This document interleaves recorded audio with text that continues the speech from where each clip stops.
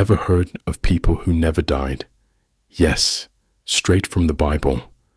What if they're still out there, walking among us? Elijah, Enoch, and Moses. They aren't just ordinary men.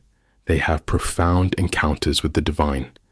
Each of their stories is unique, and their supposed exit from this world, or lack thereof, is nothing short of extraordinary. First up, we have Elijah, who reportedly took a fiery chariot ride straight into heaven without ever facing death. Then there's Enoch, who walked with God and was simply taken away, never to be seen again. And Moses, well, he supposedly died, according to the scriptures, but there are all these fascinating Jewish and Christian traditions that suggest otherwise, that maybe he was taken by God before he could actually die. But why these three? What's so special about them? Throughout today's video, we'll explore their lives, the incredible tales of their departures, and why these stories might carry deeper meanings beyond the literal text. We'll dissect each story, look at historical and theological contexts, and even dive into how these narratives have shaped the beliefs and cultures of countless generations. So, whether you're a history buff, a theology nerd, or just someone who loves a good mystery, there's something here for you. Get ready to challenge what you think you know, ask some big questions, and maybe, just maybe, reconsider the nature of life and death itself. Let's get started by diving deep into the life of Elijah, the man who rode to heaven in a whirlwind. How did that happen? What could it signify? Stay tuned, because we're about to find out. So, let's zoom in on our first figure, Elijah. This guy wasn't just any prophet. He was a major player in the biblical narratives, especially in the books of Kings. Picture this: a man who challenges kings, calls down fire from heaven, and performs miracles. Elijah's life was anything but ordinary, but it's his exit that really gets people talking. Imagine the scene. Elijah and his protege, Elisha, are walking together when suddenly a chariot of fire, pulled by horses of fire, appears out of nowhere and separates the two. And just like that, Elijah is swept up by a whirlwind into heaven. Yes, you heard that right. A whirlwind. This isn't some metaphorical, spiritual journey. This is biblical Hollywood at its best. Now, you might wonder, why Elijah? What was so special about him that he got a direct ticket to heaven without dying? Well, Elijah's life was a testament to his faith and the power of God working through him. He stood up to corrupt rulers, brought a dead child back to life, and never wavered in his mission to uphold God's commandments. His fiery departure was like the ultimate sign-off from God himself, a confirmation that Elijah had fulfilled his purpose on earth spectacularly. But let's not just take this at face value. In the Jewish tradition, Elijah's role didn't end with that whirlwind. He's expected to return as a harbinger of the Messiah.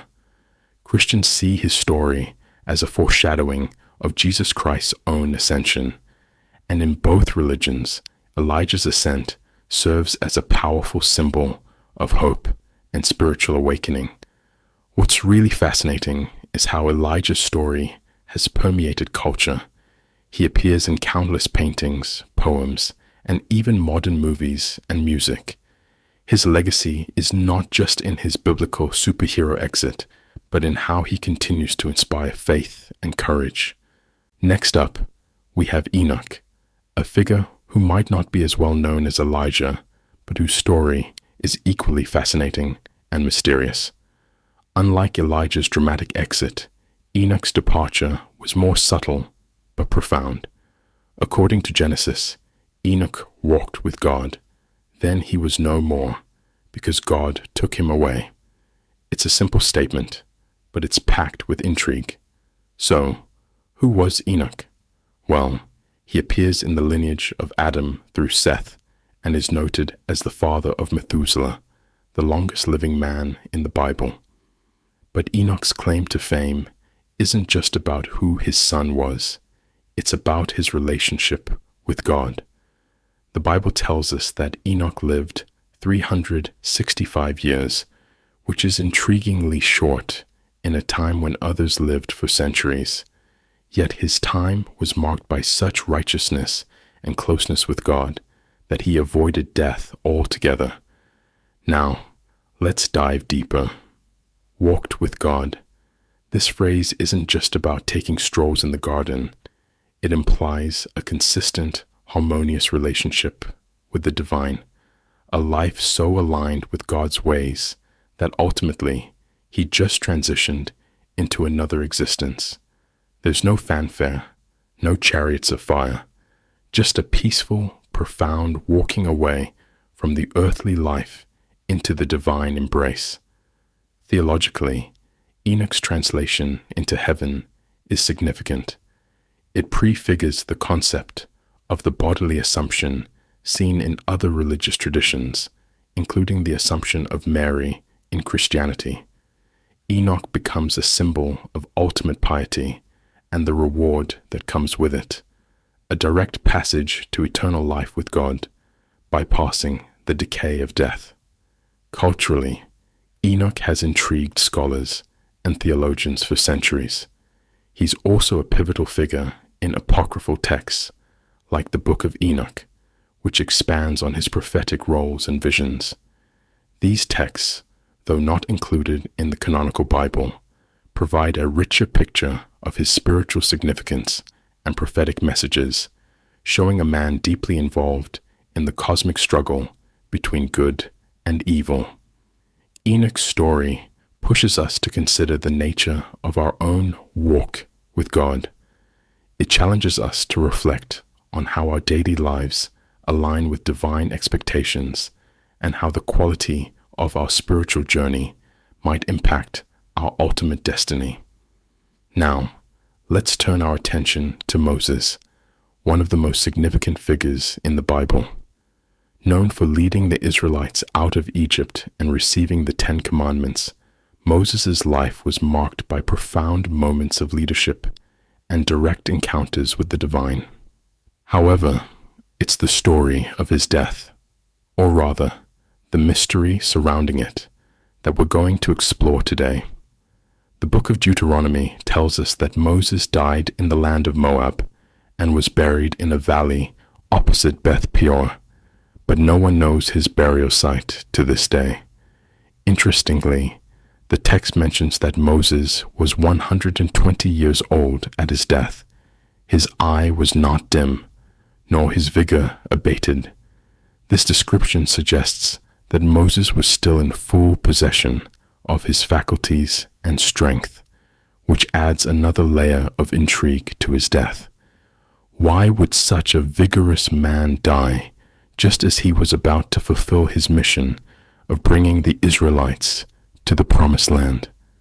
There are several fascinating aspects to consider here. First, the biblical text itself is unusual. It's almost as if someone else is adding a commentary about Moses' death. This has led some scholars to speculate that perhaps Moses did not die in the usual sense. Jewish and Christian traditions offer various interpretations, some suggesting that like Elijah and Enoch, Moses was taken by God in a special way. This theory is bolstered by the fact that Moses appears again in the New Testament during the transfiguration of Jesus, where he is seen alive, talking with Jesus on a mountain along with Elijah. This appearance has been interpreted by some as evidence that Moses, like Elijah, was assumed into heaven without experiencing a conventional death.